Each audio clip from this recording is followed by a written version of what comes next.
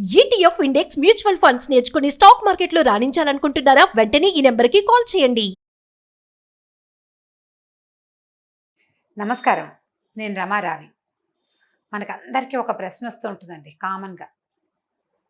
ఈ కష్టాలు ఎప్పుడు తొలుగుతాయిరా దేవుడా?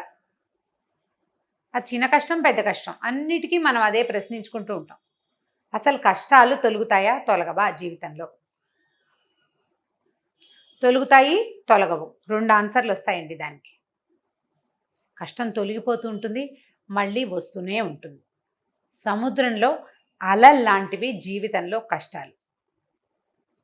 ఒక్కొక్కసారి పెద్ద కష్టం వస్తుంది, అదే తట్టుకుంటాం మనం. చిన్న చిన్న కష్టాలకు విసిగిపోతూ ఉంటాం. ఏదైనా ఒక సొల్యూషన్ దొరికితే బాగుండు అనిపిస్తుంది. దానికి సొల్యూషన్ దొరికి 2 రోజులు స్థిమితంగా ఉన్నానరా దేవుడా అనుకోగానే మళ్ళీ కొత్తది వస్తూ ఉంటుంది. ఇది అత్యంత సహజమైన విషయం అండి. జీవితంలో సుఖదుఖాలు అవి అలా నడుస్తూ ఉంటాయి. సైకిల్ చక్రం లాగా ఉంటుంది జీవితం.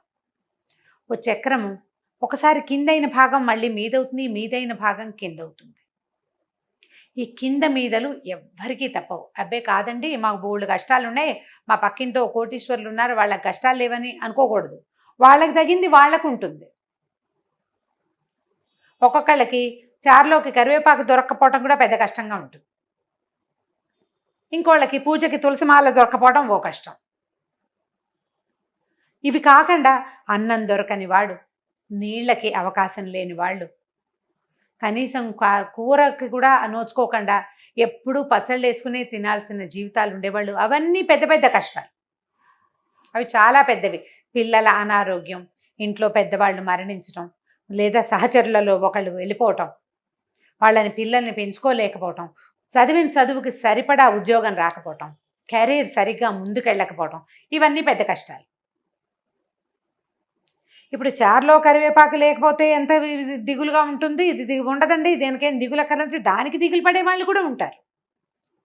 చిన్నది, అయ్యో నేను ఎప్పుడు చూసినా ఇలాగే అవుతుంది, నేనేం చేయదలుచుకున్నా అలాగే అవుతుంది. ఏదో స్వీట్ చేద్దాం అనుకుంటున్నాం, సమయానికి ఇంట్లో బెల్లం ఉండదు, తినేయాలనిపిస్తుంది స్వీట్ ఏదైనా, అది దొరకదు, చాలా బెంగ, మనకు టెన్షన్, చాలా మనకు దిగులు. ఈ చిన్న చిన్న వాటికి దిగులు పడతామా, పెద్ద పెద్ద వాటికి దిగులు పడతామా అండి?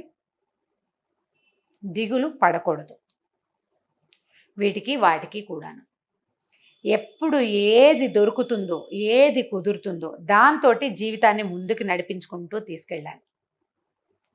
నేను ఎప్పుడు ఎవ్వరికి ఏ ద్రోహము చేయలేదు, తెలిసి నేను ఎవ్వరికి ఏం చేయలేదు, అయినా నాకు ఈ కష్టం వచ్చిందని దుఃఖపడే వాళ్ళు కూడా ఉంటారు. అందులో వివాహాలు ఫెయిల్ అయిపోవటము, సంతానం కలక్కపోవటము, సహచరులు వెళ్ళిపోవటము, పిల్లలకి ఏదైనా ప్రమాదాలు రావటము, మనకే ఈ వ్యాపారాల్లో నష్టం రావటం. నేను ఎవ్వరికీ ద్రోహం చేయలేదండి, అయినా కూడా నాకు ఇది వచ్చేసింది, నాకు ఇలా కష్టం వచ్చిందని దిగులు పడి, దుర్మార్గులందరూ బాగున్నారు, నేనేమిటో ఇలా అయిపోయాను అని కూడా దిగులుస్తూ ఉంటుంది మనకి. మనం కర్మానుభవాన్ని నమ్మాలండి. ఇలాంటప్పుడు ఈ జన్మలో, ఈ జీవితంలో మనం ఏ తప్పులు చేయకపోయినా, మన అమ్మా నాన్నలు, మన ముందు తరాల్లో వాళ్ళు చేసిన తప్పుల తాలూకు శిక్షలు మనం అనుభవించాల్సి వస్తుంది కొంత పర్సెంటేజ్. ఇదే కాకుండా ముందు జన్మలో మనం ఇంతకుముందు ఎక్కడైతే పుట్టామో అక్కడ నుంచి మనం మోసుకొచ్చిన సంచిత పాపము అంటారు, మోసుకొచ్చిన పాపం చద్దిమూట, దానివల్ల కూడా మనం ఇప్పుడు ఫలితాన్ని అనుభవించాల్సి వస్తుంది. అది నాకు తెలియదు కదా, నేను ఎందుకు అనుభవించాలి అని మనకు చాలా దుఃఖంగా ఉంటుంది. అది సహజమైందేనండి, మీ దుఃఖం అలా దుఃఖపడకూడదని చెప్పటం లేదు నేను.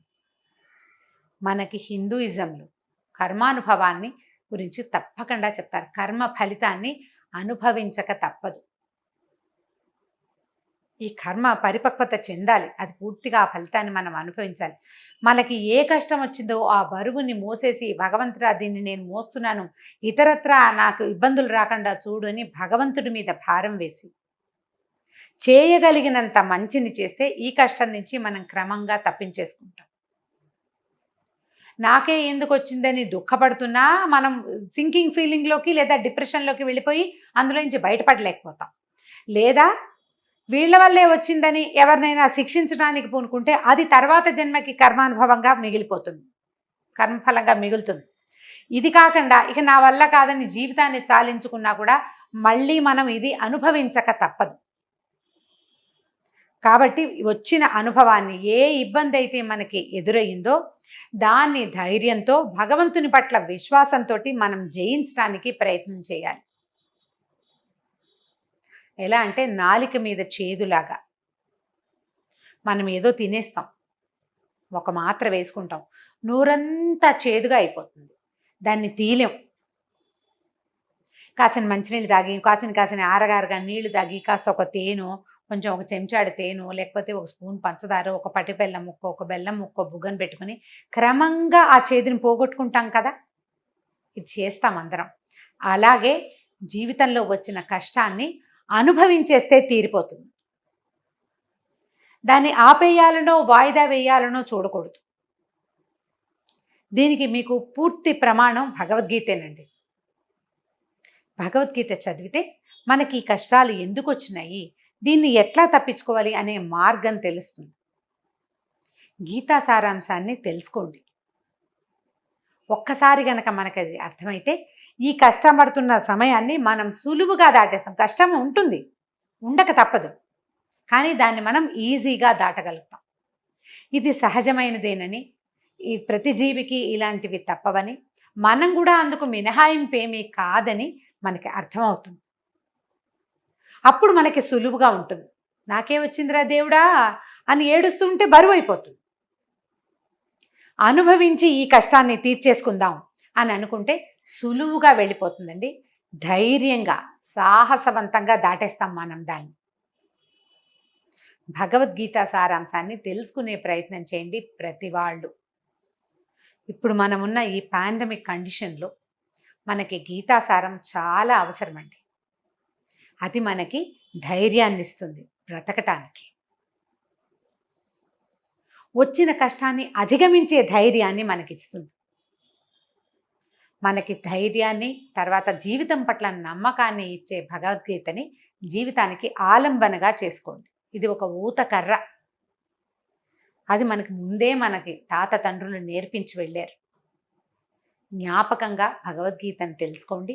దాన్ని ఇంప్లిమెంట్ చేయడానికి ప్రయత్నిస్తే కష్టాలు మనని పెద్దగా బాధించవు.